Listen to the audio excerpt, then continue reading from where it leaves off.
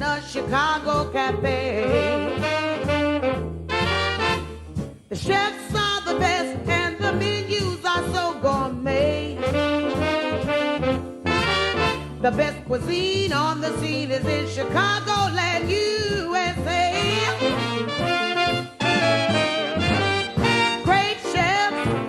Great chefs of Chicago. Great chefs of Chicago. World-class cooking, continental style. The recipe will make you linger a little while. Great chefs of Chicago.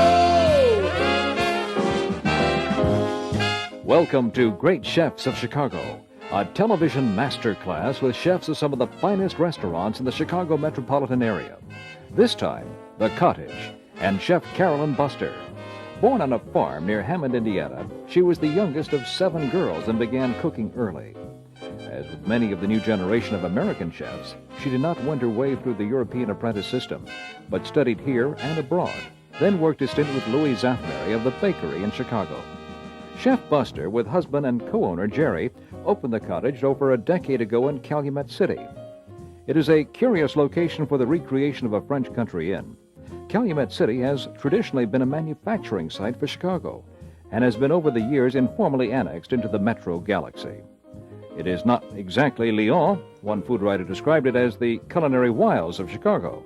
Nevertheless, the Cottage has generated richly deserved critical and customer acclaim while winning Mobile Travel Guide Awards since 1978 and Travel Holiday Awards since 1980.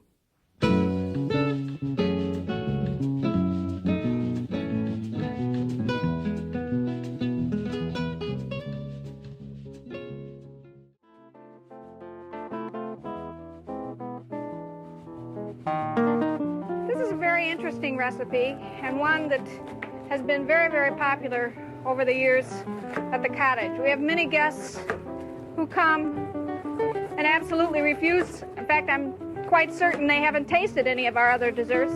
They continually order this particular dessert when we have it on the menu. It's a dessert that is also, although we have used a recipe from the Hotel Allard in Paris, it's a type of dessert that's also very popular in England, and they call it a summer fool. It's made, as the English think, like a pudding, although there's no pudding consistency to it, but the cake is not at all baked. It is only refrigerated, and it has very simple ingredients, which are bread, butter, sugar, and raspberries. You want to generously butter the inside of a mold. I'm using a springform mold, and because I'm using it, you need to make sure that you coat the inner rim where the bottom and the sides come together very generously with butter, which will seal that rim as the cake is chilled. Once buttered, we're going to add a generous amount of sugar. Twirl the sugar around to coat the sides and just shake it evenly. And then we're going to start placing pieces of bread.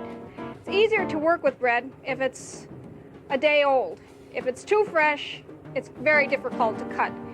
What you want to do is just push the pieces of bread into the mold. You can't push them together too tightly. It needs to be as tight as possible and completely covered. If you have a little hole, simply tear off a piece of bread and add to it.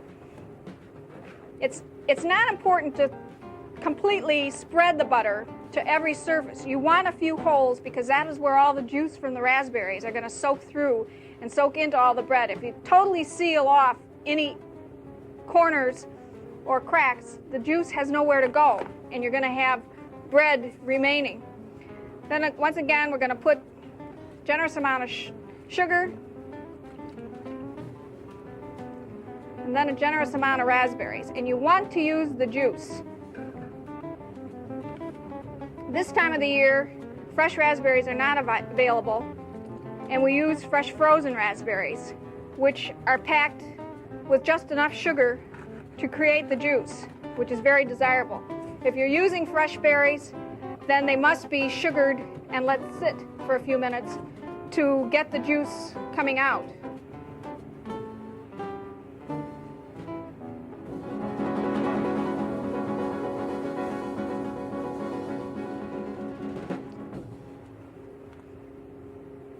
And raspberries.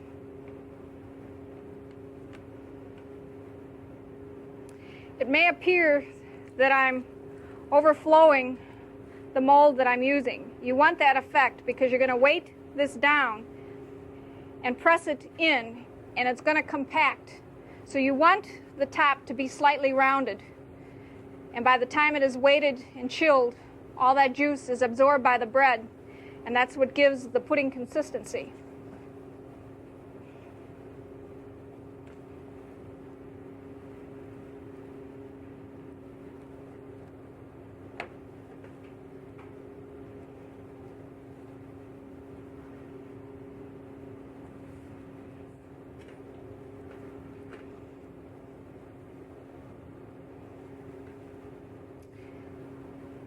And again, remember that what we're working with now is going to ultimately be the bottom.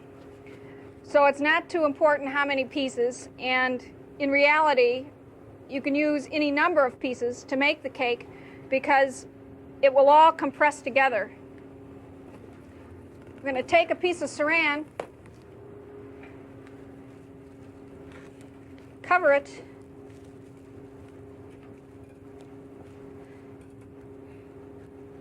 twisting the saran as we go around to make a nice tight seal. And then simply take any flat surfaced, right here we're using the bottom of another sized springform pan. It really doesn't matter what, so long as you have a nice flat surface, press down hard on it, and then put a weight. You can use a can of canned goods, anything that would be heavy enough. We usually use a stack of plates. Simply put it in the refrigerator to chill. I recommend at least 6 hours or as long as overnight. Once the cake has been thoroughly weighted and chilled, you can unmold by using a process of hot towels to warm the outside of the mold. Then simply release it.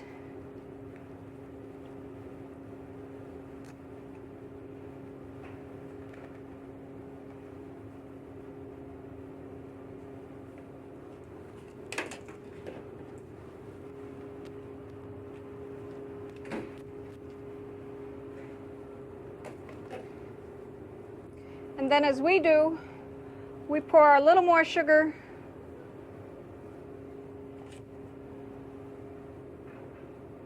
over it and strain.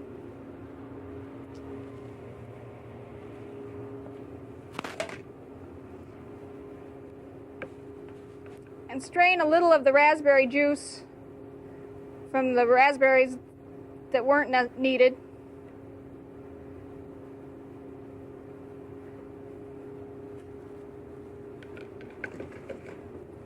And simply rub it in, which creates a nice glaze over the outside.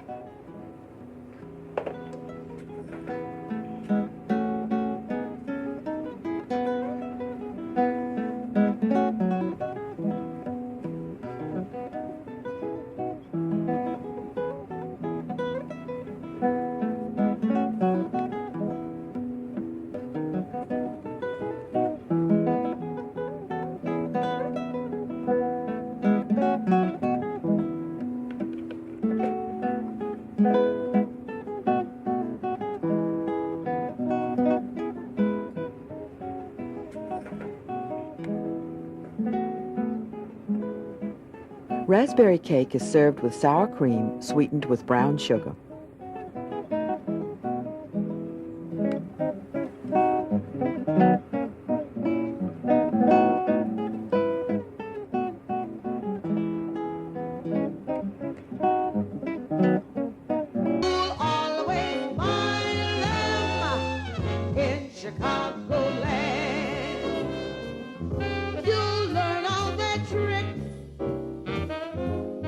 Understand